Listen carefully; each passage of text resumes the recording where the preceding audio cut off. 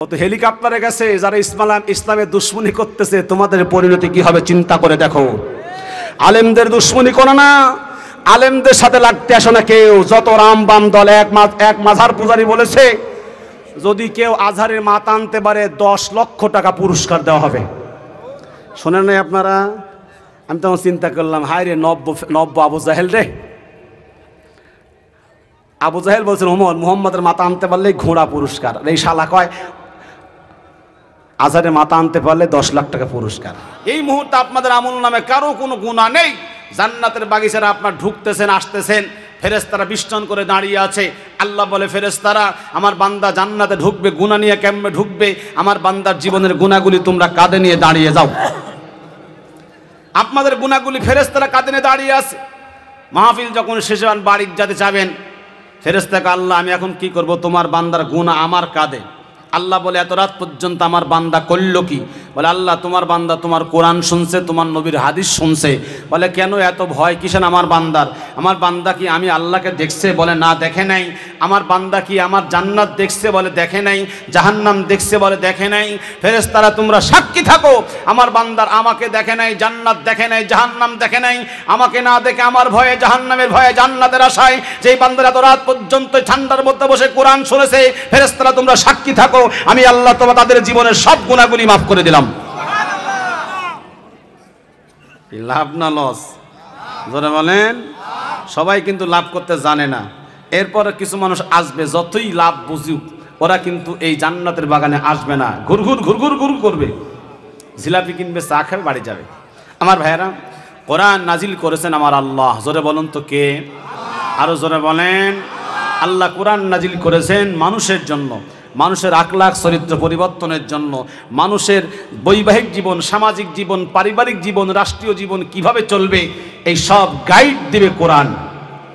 আমরা যদি কোরআনের কাছে আসি, কোরআনকে ধরি, কোরআনকে পড়ি, কোরআনকে মানি, তাহলে দুইটা লাভ হবে। একটা হবে দুনিয়া, আর একটা হবে আখেরাতে।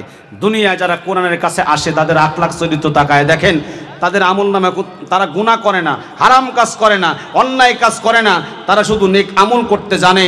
আর কিয়ামতে আল্লাহ পাক তাদের জন্য সাজায় রাখছেন জান্নাত। আল্লাহ পাক কোরআন নাজিল করে তামাম পৃথিবীর মানুষকে বললেন, এই কোরআন আমি আল্লাহ নাজিল করেছি। এই পৃথিবী যত তাফসীর কারক আছে, যত তাফসীর লেখছে, কম তাফসীর নাই। কোনো তাফসীর কারক এ পর্যন্ত লেখে নাই যে আমি যা লেখছি আর কারো লেখা লাগবে না, আমি যা লেখছি সব যথেষ্ট হয়ে গেছে। কি এরকম কেউ লেখছে নাকি? কেউ লেখে নাই। কারণ আল্লাহ পাক বলেন, আল্লাহ রাব্বুল আলামিন বলেন, قُلْ لَوْ كَانَ الْبَحْرُ مِدَادًا لِكَلِمَاتِ رَبِّي لَنَفِدَ الْبَحْرُ قَبْلَ أَنْ تَنْفَدَ كَلِمَاتُ رَبِّي وَلَوْ جِئْنَا بِمِثْلِهِ مَدَدًا। আল্লাহ রাব্বুল আলামিন বলেন, দুনিয়ার মানুষ তোমরা লক্ষ্য করো, আমি আল্লাহ যে কালাম নাজিল করেছি, যদি তোমরা দুনিয়ার তামাম পানিগুলা কালি বানাও, আর যদি তামাম বৃক্ষগুলা কেটে কলম বানাও, আর আমার কালামের ব্যাখ্যা লেখা শুরু করো, কালামের বৈশিষ্ট্য লেখা শুরু করো, লিখতে লিখতে তামাম দুনিয়ার পানি নামক কালি শেষ হয়ে যাবে, বৃক্ষগুলা শেষ হয়ে যাবে, তোমাদের হায়াত ফুরাইয়া যাবে, কিন্তু তোমরা আমি আল্লাহর কালামের ব্যাখ্যা লিখে শেষ করতে পারবা না। আমার ভাইয়েরা, আল্লাহ রাব্বুল আলামিন কোরআন নাজিল করে তামাম পৃথিবীর মানুষকে জানিয়ে দিলেন, ইন্না নাহনু নাযালনা যিকরা ওয়া ইন্না লাহু লাহাফিজুন। নিশ্চয়ই কোরআন নাজিল করেছি আমি, হেফাজত করব আমি। এই দুনিয়ায় কত ধর্মগ্রন্থ আছে, গীতা বলেন, বাইবেল বলেন, রামায়ণ বলেন, দেব বলেন, সব ধর্মগ্রন্থের ভিতরে কম বেশি ভুলভ্রান্তি বিভ্রান্তিকর কথা পাওয়া যায়। মানুষের তৈরি অনেক কিছুই ঢুকায় দিয়েছে। আর মানুষ যখন বই লেখে, সাহিত্য লেখে, কোনো বই লেখক একথা বলতে পারে নাই আমি যা লিখছি আর দরকার নাই, বরং যারা লেখে তারা বলে আমার বইয়ের ভিতরে ভুল থাকতে পারে, যদি আমাকে আপনারা জানান আমি পুনরায় ছাপানোর সময় সংশোধন করে ছাপানোর চেষ্টা করব। কিন্তু আমার আল্লাহ কোরআন নাজিল করতে গিয়া তামাম দুনিয়ার মানুষকে বলে দিলেন জালিকাল কিতাবু লা রাইবা ফীহি, এটা এমন একটা কিতাব যার মধ্যে ভুল তো দূরের কথা, সন্দেহের কোনো অবকাশ নাই। সুবহানাল্লাহ বলেন। কি সন্দেহ আছে নাকি? সন্দেহ আছে? কেউ একটা আয়াত, একটা জের জবর, একটা নুক্তা পরিবর্তন করতে পেরেছে? কোনোদিন পারবে? কেন পারবে না? হিন্দু গায়ক নকুল কুমার বিশ্বাস কত সুন্দর করে বললেন, যদি আগুন লেগে পুড়ে যা সব বইয়ের দোকান, তবু বিশ্ব থেকে হারাবে না পবিত্র কুরআন। বলে কেন হারাবে না? বলে পৃথিবীতে লক্ষ লক্ষ কোরআনে হাফেজ আছে, তারা আবার এক জায়গা হয়ে নতুন কোরআন তৈরি করা সম্ভব। সুবহানাল্লাহ বলবেন না? দেখেন না, আমাদের মাদ্রাসার ছোট্ট ছোট্ট বাচ্চা 7 বছর 10 বছরের বাচ্চারা 30 পারা কোরআন মুখস্থ করে এবং রমজান মাসে খতমে তারাবি পড়ায়। গত রমজানে আমাদের গুণপট্টি মসজিদে আমাদের হুজুরের এক নাতি তারাবি পড়ছে খতমে, ইন্টারভিউতে আমি ছিলাম। দাড়ি মুছে কিছুই উঠেনি, বুঝেন নাই? দাড়ি মুছ কি, আমার কথা বুঝেন না আপনারা? দাড়ি মুছ কিছুই উঠে নাই। তার বয়স কথা আবার ভাবেন, মুছ উঠা দূরের কথা, মুছের কালো একটা রেখা সেটাও আসে নাই। কিন্তু 30 পারা কোরআনে হাফেজ রমজানে তারাই পড়েছে। কিন্তু এই 30 পারা কোরআনে হাফেজরা, আমার মাদ্রাসার ছাত্ররা এই রাত 3টা উঠে তাহাজ্জুদ পড়ে কোরআন তেলাওয়াত করে। এরা বাংলাদেশ শুধু নয়, বিশ্বের 30টা 35টা দেশকে হারিয়ে তারা বিজয় ছিনে আনে। এদের জন্য গত 17 বছরে বাংলাদেশ সরকার এয়ারপোর্টে একটা শুভেচ্ছাও দেয় নাই। কথাগণ কথাগণ কথাগণ কথাগণ। অথচ যত খেলোয়াড়, নায়ক নায়িকা, গায়ক গায়িকা ছক্কা মারে, জানে না কিছু, মদ খায় মাতাল হয়ে পড়ে থাকে, এরা যখন হারে আসে ভারত থেকে, পাকিস্তান থেকে, এদের জন্য শুভেচ্ছা থাকে লাল গালিচা, গাড়ি বাড়ি। অথচ কোরআনের কোনো সম্পর্ক তাদের সাথে ছিল না বলে কোরআনের ইজ্জত তারা করে নাই, কোরআনে হাফেজদেরকে কোনো পুরস্কার দেয় নাই। দিছে কোরআনের যারা ধারক বাহক তাদেরকে পুরস্কার দিছে কি? মিথ্যা মামলা, জেল, জরিমানা, ডান্ডা বেড়ি। কথা কন না কে ভাই? হ্যাঁ দিছে, জেল, জরিমানা, ডান্ডা বেড়ি। আমার ভাই মামুনুল হক জোয়ান জলজ্জান্ত একটা নওজোয়ান মানুষকে বুড়া মানুষ বানায় ফেলছিল, ঠিক না? কি কষ্ট গো। কিন্তু কোরআনের সাথে তাদের কোনো সম্পর্ক নাই, বরং তারা কোরআন যাতে করে এদেশে প্রতিষ্ঠা হতে না পারে এজন্য আলেম উলামার প্রতি জুলুম, অত্যাচার, নির্যাতন সারাক্ষণ চালিয়ে গেছে। বিন্দু মাত্র তারা ছাড় কিন্তু দেয় নাই। এজন্য কোরআনকে যতই চেষ্টা করুক, কেউ কিন্তু কোরআনের আইনকে, কোরআনকে এ জমিন থেকে মুছে ফেলতে পারবে না। বরং যারাই মুছে ফেলতে চেয়েছে চাবে তারাই মুছে যাবে। কথাগণ কথাগণ। আল্লাহ এমন ভাবে মুছে দিলেন ও নামও কেউ নিবার চায় না ভাই, ঠিক না? আমার ভাইয়েরা গভীর মনোযোগ লাগান। এই জন্য মুসলমান কোরআনের সঙ্গে থাকা লাগবে। কোরআন যেখানে আমরা সেখানে, আলেম উলামা যেখানে আমরা সেখানে, নাই যেখানে আমরা থাকবো না সেখানে, আলেম ওলামা নাই যেখানে আমরা থাকবো না সেখানে, লাভ কি হবে? কিয়ামতের কঠিন ময়দানে কেউ কারো পরিচয় দিবে না, কেউ কাউকে পরিচয় দিবে না। কিন্তু আলেম ওলামার সাথে মহব্বত থাকলে, সম্পর্ক থাকলে, আলেম ওলামা আপনাকে ভুলে যাবে। যাবে? বলে যাবে না। কারণ আলেম ওলামা যা বলে, যা করে, কোরআন হাদিসের বাহিরে কোনো কথা বলে না, কাজও তারা করে না। এই জন্য মুসলমান আলেম ওলামা যেখানে থাকবে আপনাদের সেখানেই থাকা লাগবে। আমি আপনাদের সামনে যে সূরা তাওবা থেকে যে আয়াতে কারিমা তেলাওয়াত করেছি লক্ষ্য করুন। এই আয়াতটি নাজিল হয়েছে রাসূলের হিজরতের আগের বছর। কত বছর? কোন বছরে? হিজরতের। আরে খিদা লাগলে খিচুড়ি আর গরু আছে, অসুবিধা নেই, কথা বলা লাগবে। হিজরতের আগের বছর। জোরে বলুন তো কোন বছর? যখন নামাজ ফরজ হয় নাই, রোজা ফরজ হয় নাই, হজের মৌসুম তখনও ছিল। হজ করেছে, আবু জেহেলও হজ করেছে, সবাই হজ করেছে, কাফেররা হজ করেছে, এমনকি আবু জেহেলও হজ করেছে। হজের মৌসুম যেহেতু আমার সময় অনেকটাই নষ্ট হয়ে গেছে, আরও যাবে, সময় কম, কিন্তু আপনারা যেহেতু বজলু ভাই টাইম মতো আসবে ইনশাল্লাহ, আমার সামনে আবার একটা অপারেশন আছে, সেটাও আমার খেয়াল রাখা লাগবে। এই জন্য আমি লম্বা আলোচনা করার সুযোগ হবে না, কারণ সময় অনেকটাই চলে গেছে, আরও কিছু যাবে, আল্লাহ যতটুকু তৌফিক দেয় ইনশাল্লাহ। তো তখন আবু জেহেল হজ করেছে, আবু জেহেলের বাড়ির থেকে কিন্তু কাবা ঘর খুবই কাছে, হজের মৌসুম, তখন বিভিন্ন দেশ থেকে মানুষ হজ করার জন্য আসছে। তো মানুষ যখন কালিমা পড়তেছে, মুসলমান হচ্ছে, আবু জাহেলদের কিন্তু হৃদয় থরথর করে কাঁপতেছে, সর্বনাশ, ইসলামে যদি বিজয় হয় তখন আমাদের পরিণতি কি হবে। বিগত 17 বছর স্বৈরাচারী হাসিনার কিন্তু একই ভয় ছিল। কথা বলেন, কথা বলেন। এজন্য আলেমরা যারা এই মাথা চাড়া দিয়েছে তাদেরকে 14 শিখে কারাগারে ভরে ধ্বংস করার চেষ্টা করেছে, এমনকি আল্লামা সাঈদীকে ইনজেকশন পুশ করে পরিকল্পনা করে হত্যাই করে ফেলেছে। তাদের ভয় যদি ইসলাম বিজয় হয় তাহলে আমাদের খাওয়া শেষ। এই জন্য আমার প্রিয় ভাইয়েরা, আবু জেহেল হজের মৌসুম, তখন বিভিন্ন দেশ থেকে মানুষ হজ করার জন্য আসছে। আবু জেহেল মক্কার 42 জন কাফের নেতাকে মিটিং ডাকছে, ডেকে বলতে, শোনো, বিভিন্ন দেশ থেকে মানুষ হজ করার জন্য আসছে, এদের ব্যবস্থা আমি নিব, তোমরা সজাগ থাকবে। সবাই বলে কিভাবে ব্যবস্থা নিবে? বলে আমি যা করি তোমরা তা দেখবা। আমার ভাইয়েরা গভীর মনোযোগ লাগান। এইবার আবু জেহেল প্রত্যেকটা তাবুতে তাবুতে রাতে যাইয়া বলে, শোনো, মক্কায় একটা পাগল আছে, যেই পাগলকে তোমরা দেখতে চাও না, পাগল কি বলে শুনতেও চাও না। আবু জেহেল প্রত্যেকটা তাবুতে তাবুতে যাইয়া বলে, মক্কার পাগলকে তোমরা দেখতে যাও না, পাগলের কথা শোনো না। মানুষের একটা অভ্যাস আছে, যেই জিনিস সম্পর্কে আপনি নিষেধ করবেন, যতক্ষণ মানুষ সেই জিনিস সম্পর্কে না জানবে ততক্ষণ শান্তি পাবে না, ঠিক না? আবু জেহেল যেই মাত্র বলছে মক্কায় একটা পাগল আছে, পাগল দেখা যাবে না, পাগল কি বলে শোনা যাবে না, মানুষের মধ্যে কৌতূহল জাগলো। আবু জেহেলের মতো নেতা পাগলের অ্যাডভার্টাইজ করে, পাগল কি বলে, কি করে, আমরা একটু দেখতে চাই। কিন্তু নেতা বলছে পাগল দেখা যাবে না, পাগল কি বলে শোনা যাবে না। আমরা নেতার একটা কথা মানব আর একটা কথা মানব না, আমরা পাগল দেখব কিন্তু পাগল কি বলে শুনবো না। সবাই কানের মধ্যে আঙ্গুল দিয়া পাগল দেখার জন্য চলে যায়। আবু জেহেলকে জিজ্ঞাসা করে, নেতা, পাগল কোথায় পাওয়া যায়?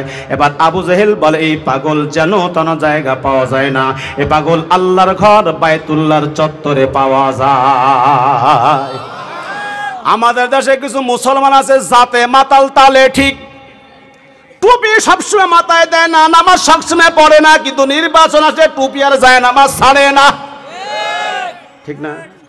সবসময় টুপিও মাথায় দেয় না, নামাজও পড়ে না, বরং নামাজি দেখলে, টুপিওয়ালা দেখলে ওদের মেজাজ খারাপ হয়। আছে না, আছে না, আছে না? কিছু লোক আছে হুজুর দেখলেই সহ্য করে, নামাজ এক ওয়াক্ত পড়ে না, ও চায়ের দোকান থেকে বলে, এই হুজুর রাখা হবে না। বলে কে রাখা হবে না? এ হুজুর রাজনীতি করে। কি করে? জোরে বলেন। আচ্ছা, হুজুর যারা রাজনীতি করে এরা বাপের কথা বলে? আমি এতক্ষণ যা বলছি আমার আব্বার কথা একটাও বলছি? যদি রাজনীতি কোরআন শরীফে থাকে, যদি আপনি না করেন আপনার ঈমান থাকতে পারে না। কথা বলেন, কথা বলেন। আমার ভাইয়েরা গভীর মনোযোগ লাগান। এইবার সকালবেলা সবাই কানের মধ্যে আঙ্গুল দিয়া পাগল দেখার জন্য আল্লাহর ঘর বায়তুল্লাহর চত্বরে যায়। সবার কানের মধ্যে আঙ্গুল যা দেখে, পাগলের এমন একটা সিস্টেম, জীবনে কত পাগল দেখছি, দাঁতে ছাতা, গয়ে ময়লা, পরনে জট, মাথায় জট, পরনে সালার শট, এই তো হলো পাগল, ঠিক না ভাই? কিন্তু এ পাগল দেখতেছি দাঁতগুলা মুক্তার দানার মতো, চোখের ভুরুগুলা টানা টানা, কত সুন্দর নুরানি উজালা চেহারা, চুলগুলা কুকড়ানো। সবাই চিন্তা করে এই মানুষ কোনোদিন পাগল হতে পারে না।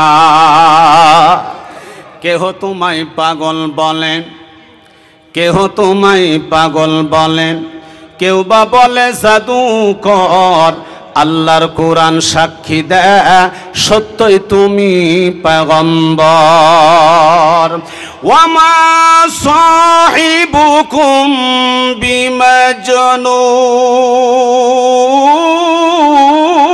বিমাজনুন।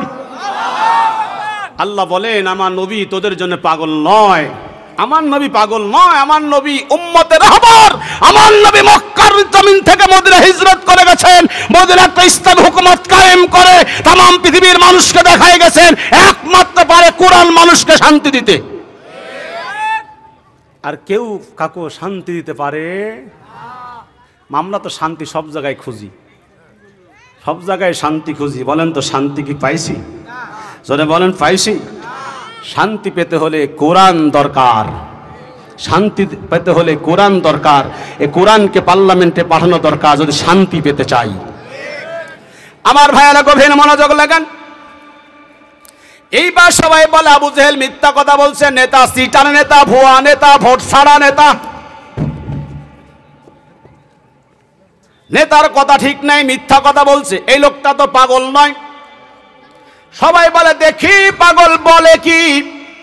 এইবার যেই মাত্র কান থেকে আঙ্গুল বের করেছে, আমার নবী সরলিত কণ্ঠে আল্লাহর কোরআন তেলাওয়াত করে, আর রহমান আল্লামাল কুরআন খালাকাল ইনসানা আল্লামাহুল বায়ান। এবার সবার কান দিয়ে যখন কোরআন ঢুকছে, কোরআন যখন কান দিয়ে ঢুকার পর হৃদয় স্পর্শ করেছে, অন্তরগুলা নূর দিয়া ভরপুর হয়ে গেছে। এইবার মানুষগুলা বলে আমরা কাফের থাকবো না, আমরা নেতার কথা মানবো না, নেতা হলো সিটার নেতা। আমরা কিন্তু 17 বছর যে নেতাদের পিছনে ঘুরেছি, নামাজ নাই, রোজা নাই, নামাজ পড়ে 1 ওয়াক্ত, শয়তানের ভক্ত, মদ খায় 5 ওয়াক্ত। আমরা নেতার কথা শুনেছি, ভুয়া নেতা, মিথ্যা নেতা, সিটার নেতা, তার কথা আমরা শুনবো না। যেই মাত্র কোরআন কানে গেছে, হৃদয় স্পর্শ হয়ে গেছে, কোরআন আলো যাওয়ার পরে অন্তরটা নূর দিয়া ভরপুর হয়ে গেছে। সব মানুষগুলা বলতেছেন আমরা আর বিভ্রান্তি থাকবো না, জাহান্নামে যাব না, আমরা কালিমা পড়ে মুসলমান হয়ে আল্লাহর জান্নাতে যেতে চাই। জোরে বলুন সুবহানাল্লাহ। এবার সব যখন কালিমা পড়ে মুসলমান হলো, আবু জেহেল বলল করলাম কি আর হলো কি, করলাম কি আর হলো কি, টাকা খরচ করে আমি ভোট যাই সব মোহাম্মদের পক্ষে। কথা কন না কে? আবু জেহেল কয় টাকা খরচ করে আমি ভোট যাই সব মোহাম্মদের পক্ষে। ঘটনা কি? আমরা এবার দেখতেছি যে যত টাকা খরচ করুক অসুবিধা নাই, সব আর ইসলামের পক্ষে ঐক্যবদ্ধ হয়েছে। আমার ভাইয়েরা, এবার আবু জাহেল নতুন অধিবেশন ডাকলেন, মক্কার 42 জন কাফেরদেরকে নিয়ে জরুরি অধিবেশন ডাকলেন। নেতারা বলে নেতা আপনি বললেন পাগল বললে মানুষ মাইনা নিবে, কিন্তু না না না, পাগল বললেই তো মানুষ মানলো না, বরং তারা তার হাতে কালিমা পড়ে মুসলমান হলো। এখন কি হবে? আবু জাহেল বলল থাম থাম, আমি তো মরি নাই, এখনো বেঁচে আছি। কি বলেন? সান্ত্বনা দিচ্ছে, বুঝেন নাই? এবার নেতারা বলে তাহলে কি করা হবে? এইবার আবু জাহেল বলে শোন, তোমরা পরামর্শ দাও আমি কি করতে পারি।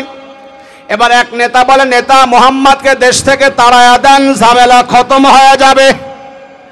আর এক নেতা বলে না না না, দেশ থেকে তাড়ায়া দেওয়ার দরকার নাই, মুহাম্মদের আখলাক চরিত্র এত ভালো, যেই দেশে যাবে সেই দেশে তার দল ভারী হবে, সেখান থেকে আমাদের বিরুদ্ধে আন্দোলন করে আক্রমণ করবে, মুহাম্মদকে দেশ থেকে তাড়ায়া দেওয়া যাবে না।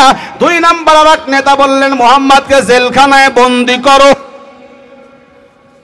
এই আলেমদের জেলখানা আটকা রাখা এটা শুধু হাসিনার উৎসব না, এটা আবু জাহেলের উৎসব। সুতরাং আলেমদের যারা জেলখানায় বন্দি করে, অত্যাচার করে, নির্যাতন করে, এরা আবু জাহেল উত্তরসূরির মধ্যে কোনো সন্দেহ আছে?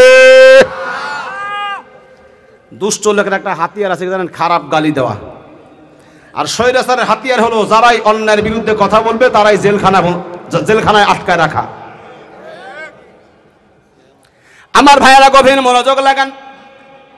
মুহাম্মদকে দেশ থেকে তাড়ায়া দেওয়া যাবে না। আবু জাহেল বললেন মুহাম্মদকে জেলখানায় বন্দি করা যাবে না। যদি আমরা মুহাম্মদকে জেলখানায় বন্দি করি, মুহাম্মদের এত অনুসারী আছে, সবাই আসবে বলবো জেলের তালা ভাঙবো, মুহাম্মদকে আনবো, তখন আমরা ঠেকাইতে পারবো না, প্রশাসন ছাড়া উপায় থাকবে না। তখন লীগ পুলিশ লাগবে। কি পুলিশ লাগবে? জোরে কান। যেখানে পুলিশ সেখানে হেলমেট বাহিনী, কোথায় এখন তোমরা কোনো খবর নাই? কথা কন না করে ভাই? এবার না, মুহাম্মদকে জেলখানায় বন্দি করা যাবে না। তাহলে কি করা হবে? ওলীদ ইবনে মুগিরা বল নেতা অত ঝামেলা দরকার নাই, মুহাম্মদকে একবার হত্যা করেন, ঝামেলা ক্লিয়ার। যেই মাত্র বলছে মুহাম্মদকে হত্যা করেন, আমার আল্লাহ দেরি করলেন না, আমার আল্লাহ সঙ্গে সঙ্গে আয়াত নাজিল করলেন, উতুল্লিম বাদা যালিকা সানি। নবী আপনি বলে দিন তুই একটা জারোর সন্তান। সুতরাং আলেমদের সঙ্গে যারা দুশ্মনী করে, আলেমদের যারা জেলখানায় রাখে, আলেমদের যারা দেশ থেকে তাড়াইতে চায়, এরা পিতৃ পরিচয়হীন অবৈধ জারোর সন্তান। এর মধ্যে কোনো সন্দেহ নাই, কোনো সন্দেহ নাই। কথা বলুন ঠিক কিনা? আমার ভাইরা টাটকা একটা তথ্য দিয়া যায়।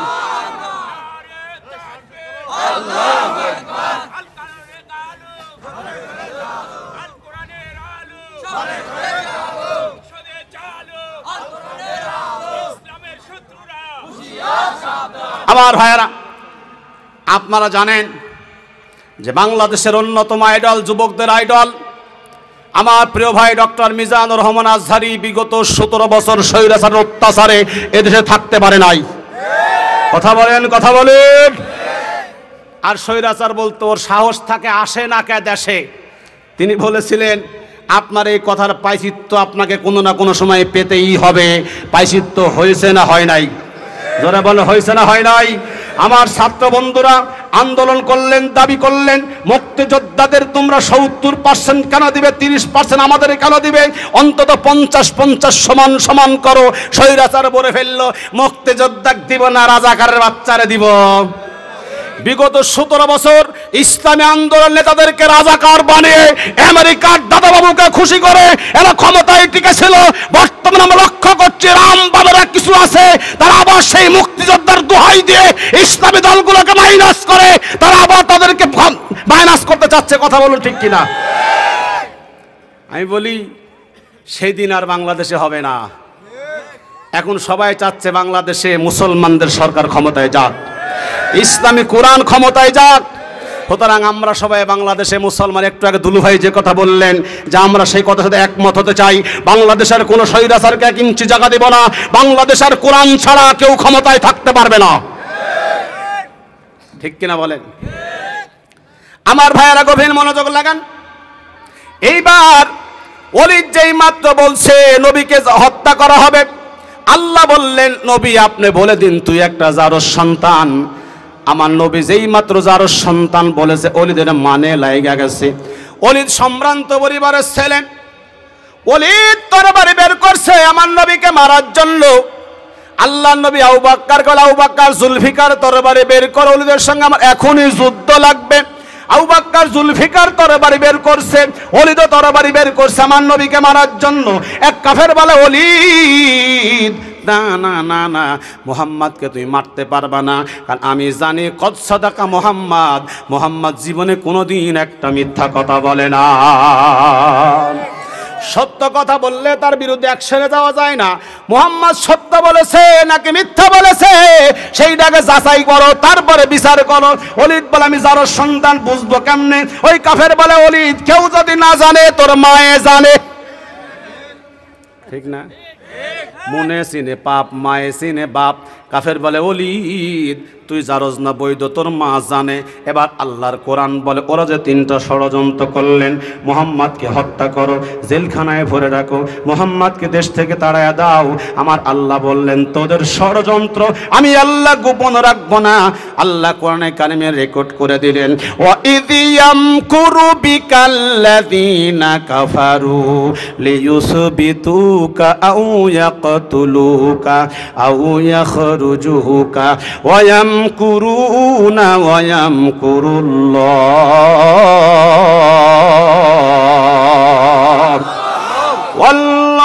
ওয়াল্লাহু খায়রুল মাকিরিন।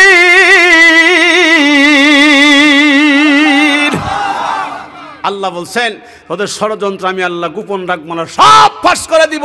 বাতিল্লা যত ষড়যন্ত্র করুক না কেন, ষড়যন্ত্র করে আলেমদেরকে রুখে দিতে পারবে না, ষড়যন্ত্র করে বিজয় জাতি মুসলমানদেরকে রুখে দেওয়া যাবে না। আমরা স্পষ্ট দেখতে পাচ্ছি আগামী দিনের বাংলাদেশ মুসলমানদের বাংলাদেশ, আগামী দিনের বাংলাদেশ ইসলামের বাংলাদেশ। যেই জমিনে আলেমদের রক্ত ঝরে, যেই জমিনে মুসলমানের রক্ত ঝরে, এই জমিন কোনো মুশরিকদের কোনো কাফেরদের হতে পারে না। কথা বলেন, কথা বলেন। 2013 সালের 5ই মে শাপলা চত্বরে হক্কানুল উলামা ইকরাম মাদ্রাসা ছাত্ররা রক্ত ঝরেছে। আমি মনে করি এ জমিন আলেমদের জমিন, এ জমিন মুসলমানদের জমিন। 1 ইঞ্চি মাটি আর কোন স্বৈরাচারকে আমরা ছেড়ে দিব না। কথা বলুন ঠিক কিনা? রাগ করেছেন? আমার ভাইয়েরা গভীর মনোযোগ লাগান। ওই কাফের বলে ওলি চল চল তোর মায়ের কাছে যাব। তাফসীরের মধ্যে লেখে ওলিদের মা ছিল ঠসা মানুষ। ঠসা মানুষকে জোরে কথা বলবেন শুনবে না, আস্তে কথা বললেই কিন্তু শুনবে। ওলির যায় ডাকে মা মা, ও মা, কোনো খবর নাই। আস্তে করে পাথরের টুকরা নিয়ে মায়ের বুকের ফেলে দিয়েছে। মা তখন তাকাইছে। অলিদ কয় মা চলো কাবার চত্বরে চলো। তাফসীরের মধ্যে লেখে তৎকালীন সময়ের মানুষ আল্লাহ মানত না, রসুল মানত না, কিন্তু কাবা ঘরকে তারা বিশ্বাস করত। আবু জাহেল যখন বদরের ময়দানে যায় রসুলের বিরুদ্ধে যুদ্ধ করতে, কাবার গিলাফ ধরে বলে ইয়া রাব্বাল আরবাব, হে ছোট খোদার বড় খোদা। মানে আবু জাহেল যেটা মানে ওটা হলো ছোট খোদা, আর আকাশের মালিক ওটা হলো বড় খোদা। ওই শালাও জানে, বোঝেন নি কথা? আমাদের দেশের মুসলমানরা জানে যে আল্লাহর আইন ছাড়া আর কারো আইন মানা যাবে না। আপনি বলেন তো আল্লাহর সঙ্গে শরীক করা, আল্লাহর সঙ্গে কাউকে শরীক করা শিরক, মুশরিক। আল্লাহ বাদ দিয়া কারো কিছু চাওয়া, এটা হলো মুশরিকের কাজ। উলামা ইকরাম আছে, পরিষ্কার কথা বলি, মুসলমান 90% মুসলমানের দেশে কোরআন সংসদে যাতে সময় লাগে। আল্লাহর আইন বাদ দিয়ে যারা মানুষের তৈরি আইন প্রতিষ্ঠা করতে চায় তারাও মুশরিক। মাথায় তো টুপি ঠিকই দেন, হজ তো ঠিকই যান, যায় না মাঝে আল্লাহু আকবার করেন, তা আবার মানুষের আইন প্রতিষ্ঠা করতে চান কে? কথা কন না কে? আল্লাহর সঙ্গে কাউকে শরীক করা যেমন শিরক, মুশরিক। আল্লাহর আইন যারা প্রতিষ্ঠা না করে মানুষের আইন প্রতিষ্ঠা করতে চায় তারা মুশরিক। এক হিন্দুর জন্য জান্নাত যেমন হারাম, মুশরিক আল্লাহর আইন বাদ দিয়ে মানুষের আইন যারা প্রতিষ্ঠা করতে চায় তাদের জন্য জান্নাত হারাম। কোরআন সংসদ যায় না কে? টুপি আলাদা দেশে কম নাই, নামাজি কম নাই, মুসলমান কম নাই, ঠিক কিনা বলেন? আমার ভাইয়েরা গভীর মনোযোগ লাগান। এইবার ওলীদ বলে মা চলো চলো চলো কাবার চত্বরে চলো। কাবার গিলাফ ধরে বলতে হবে আমি যারো সন্তান না বৈধ সন্তান। ওলীদের মা কাবার গিলাফ ধরে বলে বেটা বয়স হয়ে গেছে, চোখের জ্যোতি কইমা গেছে, শরীরের চামড়া ঢিলে গেছে। আমার দেশের কিছু মানুষ আছে যখন থাকে চামড়া টাইট আল্লাহর সাথে লাগায় ফাইট, যখন হয় চামড়া ঢিল আল্লাহর সঙ্গে লাগায় মিল। চামড়া ঢিল হয়ে গেছে, এখন আর মেয়ে মানুষ দিলেও পারবে না, মদ দিলেও যাবে না। আল্লাহ রব্বানা সালামনা, আল্লাহ কা শয়তান মসজিদ থেকে তাড়াতাড়ি বের হ না। কথা কান লাগে। সারা জীবন মদ নিয়ে থাকছে, মেয়ে নিয়ে থাকছে, দুর্নীতি করছে, চান্দাবাজি করছে, হাত দখল করছে, রোডরাবাজি করছে, মানুষের টাকা নিয়ে দেয় নাই, মানুষের বড় জুলুম করেছে, বোনের জমি দেয় নাই, বাপ ছেলেরকে জমি দিছে, মেয়েকে জমি দেয় নাই। হজ করে আসা কাবার গিলাফ ধরে কান্দে আল্লাহ কা শয়তান তুই তাড়াতাড়ি বের হ। এরকম মুসলমান আছে না নাই? এবার ওলীদের মা কাবার গিলাফ ধরে বলে বেটা বয়স হয়ে গেছে, চোখের জ্যোতি কইমা গেছে, শরীরের চামড়া ঢিল হয়ে গেছে, কখন জানি মালাকুল মউত আসে, মরার আগে মিথ্যা কথা কইতে পারবো না, তুই আসলেই যারো সন্তান। ওলীদ কয় মা যারো হলাম কেমন, আমার কি বাবা ছিল না? মা বলে বেটা বাবা ছিল, তাহলে আমি যারো হলাম কেমনে? ওলীদের মা বলে বেটা তোমার আব্বার একবার বাজ্জর হয়, বাজ্জর হওয়ার কারণে তোমার আব্বার সেক্সুয়াল পাওয়ার নষ্ট হয়। সেক্সুয়াল পাওয়ার নষ্ট হওয়ার কারণে আমি সম্ভ্রান্ত পরিবারের মেয়ে, স্বামীর সংসার ছেড়েও যেতে পারি না, যৌবনের তাড়না সহ্য করতে পারি না। বন্ধুরে আমার এই জন্য তোমার বাবার একবার বিদেশি বন্ধু আসে আমাদের বাড়িতে বেড়াইতে, রাতের বেলা দুম্বার গোস্ত দিয়া রুটি খাওয়ার পরে তোমার বাবা যখন ঘুমে অচেতন, আমি তোমার বাবার বন্ধুর সাথে পাহাড়ের কিনারে দেহদান করেছিলাম, এই জন্যে তুমি পেটে এসেছিলে, এই জন্যই তুমি যারো সন্তান। ওই কাফের বলে ওলীদ আমি আগেই বলেছি কদ সাদাকা মুহাম্মদ, মুহাম্মদ জীবনে মিথ্যা কথা বলেন, এখন তো অ্যাকশনে যাওয়া যায় না। অ্যাকশনে কেমনে যাবি? মুহাম্মদ সত্য কথা বলেছে, সত্য কথা বললে কোনো বিচার করা যাবে? কিন্তু আমাদের হিসাবে সত্য কথা বলবেন আপনার ফাঁসি হবে। কথা কন না কে? আমি এখন কিছু সত্য কথা বলে আমার চতুর্দিক থেকে আমাকেও ঘিরে ফেলবে, আপনারা কিন্তু বাঁচাইতে পারবেন না। সত্য কথা বলা বড়ই মুশকিল, এজন্য মুসলমান সত্য কথা সরাসরি না বললেও অ্যাঙ্গেলে কিছু বলে আমি হক আদায় করে নিলাম, আমি যেন আল্লাহর আদালতে আসামি না হতে হয়। ঠিক না? ঠিক না ভাই? আমার ভাইয়েরা গভীর মনোযোগ লাগান।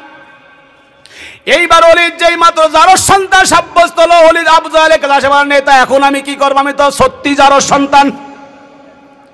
আবু জাহেল বলে থাম থাম, টেনশন করিস না, এক দেশে বিচার না পেলে আর এক দেশে বিচার পাওয়া যাবে।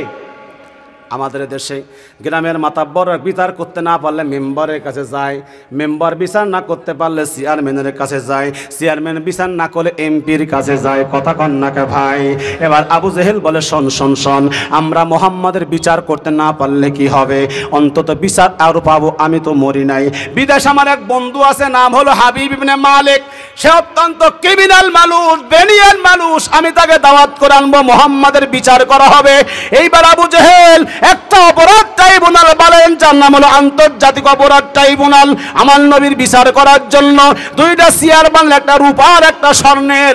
আবু জেহেলের চিন্তা হলো স্বর্ণের চেয়ারে বসবে হাবিব ইবনে মালিক আর রূপার চেয়ারে বসবো আমি, আর মোহাম্মদ আসামি, মোহাম্মদকে দাঁড় করায় রাখবো। এবার হাবিব ইবনে মালিক মক্কা অবতরণ করছে, কিতাবের মধ্যে লেখে 22,000 সৈন্য, কোন কিতাবে লেখছে 11,000 সৈন্য। 11 হোক আর 22 হোক, আমরা 11,000টাই ধরে নিলাম। 11,000 সৈন্য নিয়ে মক্কায় যখন অবতরণ করে আবু জেহেলের দরবারে, দুইটা চেয়ার সিংহাসন, একটা স্বর্ণের একটা রূপার। আবু জেহেল রূপার চেয়ারে বসছে, হাবিব ইবনে মালিক স্বর্ণের চেয়ারে বসছে। এবার বলে তোমার দেশের এই সন্ত্রাসী কোথায় থাকে? এবার আবু জেহেল বললে সন্ত্রাসী অধিকাংশ সময় আল্লাহর ঘর বাইতুল্লাহর চত্বরে পাওয়া যায়। দুইজন কাফের গেলেন, আমার নবী মক্কার আল্লাহর ঘর বাইতুল্লাহর পাশে সাহাবাদের নিয়ে দাওয়াতি কাজের জন্য কোরআনে তালিম দিচ্ছেন। ওই কাফের বলে ওই মুহাম্মদ, আবু জেহেলের দরবারে আপনাকে ডাকতেছে, বিদেশি মেহমান আসছে। আমার নবী উঠে দাঁড়ালেন, যাবেন, এমন সময় হযরত ওমর পিছন থেকে জামা টেনে ধরলেন, না না নবী আপনাকে যেতে দিব না। একবার আবু জেহেল আমাকে দিয়ে আপনাকে মারার ষড়যন্ত্র করেছিল, কিন্তু ওদিন মারতে পারে নাই, আমার তকদিরে ছিল ইসলাম, এজন্য আমি কালিমা পড়ে মুসলমান হয়েছি। আমার মনে হয় আজকে আবু জেহেল নতুন ষড়যন্ত্র করেছে আপনাকে মারার জন্য, আপনি যেতে পারবেন না। আমার নবী বলে ওমর না না না, মন খারাপ করিও না, আবু জেহেলের দরবারে আমি একা যাব না, আমার সাথে আমার আল্লাহ আছে। কে আছে?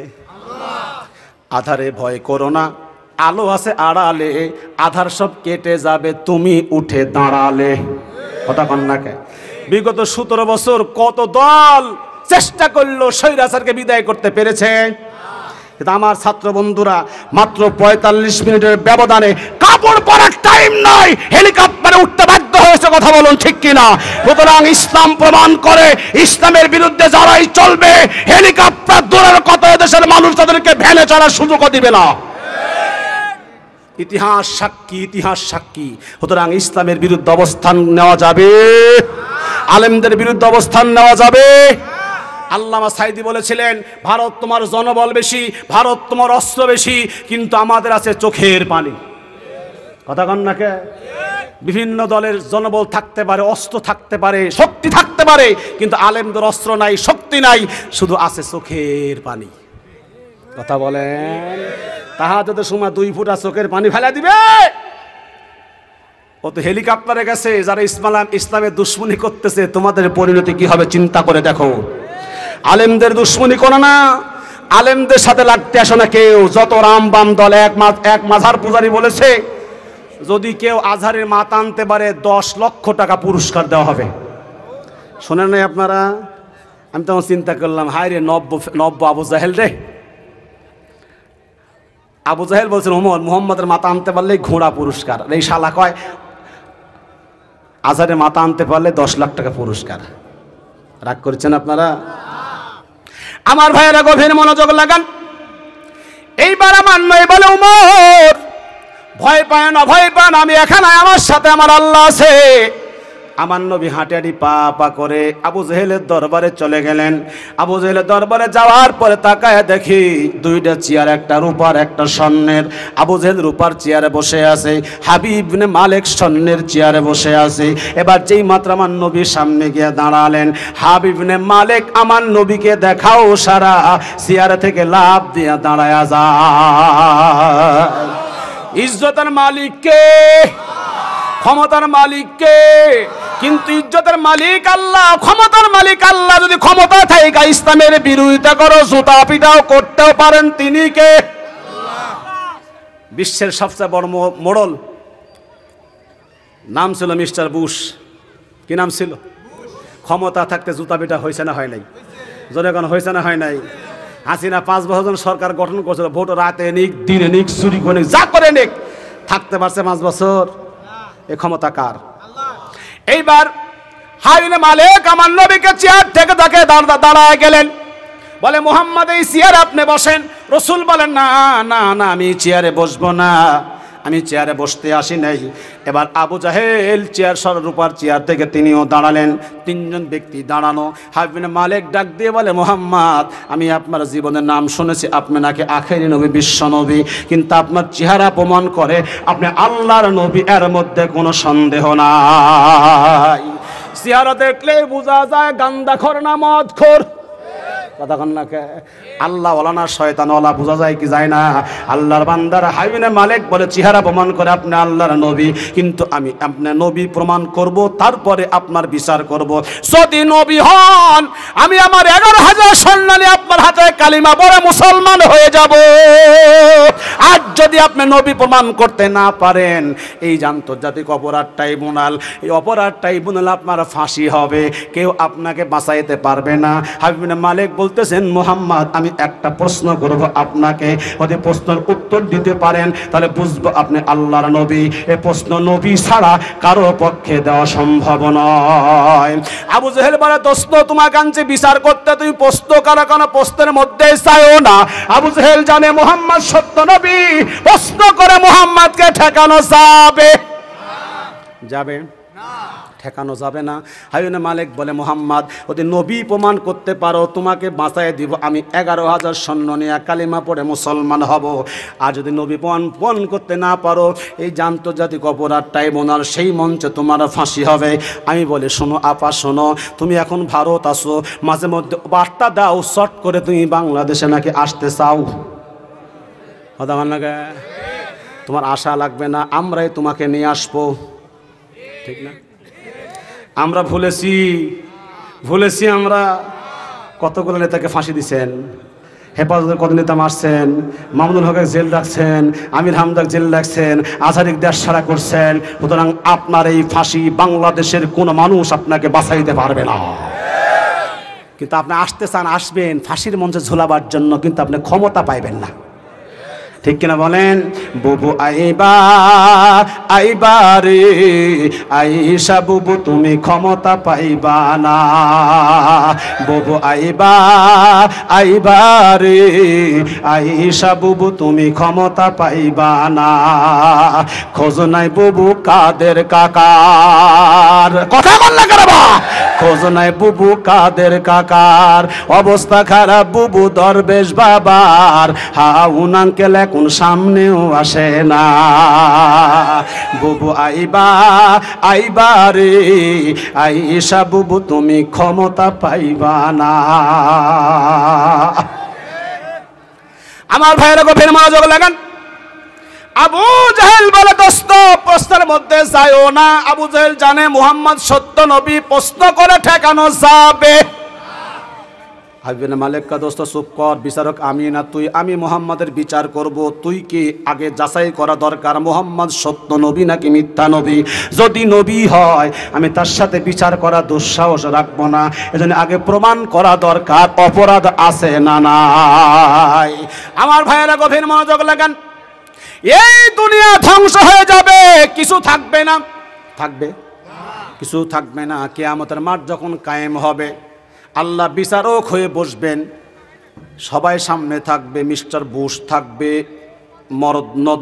নরেন্দ্র মোদী থাকবে, বাংলাদেশের এরশাদ থাকবে, বঙ্গবন্ধু শেখ মুজিব থাকবে, প্রেসিডেন্ট জিয়াউর রহমান থাকবে, হাসিনা খালা থাকবে, খালেদা আপাও থাকবে। কথা কান্নাকে সবাই থাকবে না? আল্লাহ সিংহাসনে বসে বলবেন লিমানিল মুলকুল ইয়াউম, বলো আজকে রাজত্ব কার? কেউ কোনো কথা বলবে? আজকে তো অনেকেই বাপ রে বাপ, বাংলাদেশের মালিক ওসে, আমার বাপের দেশ, আর জনক স্বামীর দেশ, সব আমার। তা আমরা কে? আমরা কি ভাড়াটিয়া নাকি ভারত থেকে আইছি আমরা? আজকে একজনের বক্তব্য শুনলাম, কারটা বলবো না, বিগত 17 বছর বলছে জাতির পিতা কে গো? জাতির পিতা কে? বঙ্গবন্ধু। জাতির পিতা না, জুতার পিতা। যেভাবে বাপের দাম কমাইছে, ওই যে আল্লামা সাইদি বলেছিলেন যে এক বিদেশি মেহমান বিদেশ থেকে আসছে, উত্তরবঙ্গ দিয়ে ঢুকছে, যমুনা ব্রিজে খেয়ে যায়, বলতেছে তোমার দেশে এত বড় ব্রিজ আছে? কয় হ্যাঁ আছে তো। তাই ব্রিজের নাম কি? কয় বঙ্গবন্ধু ব্রিজ। একসময় ছিল না বঙ্গবন্ধু স্বপ্নের সেতু?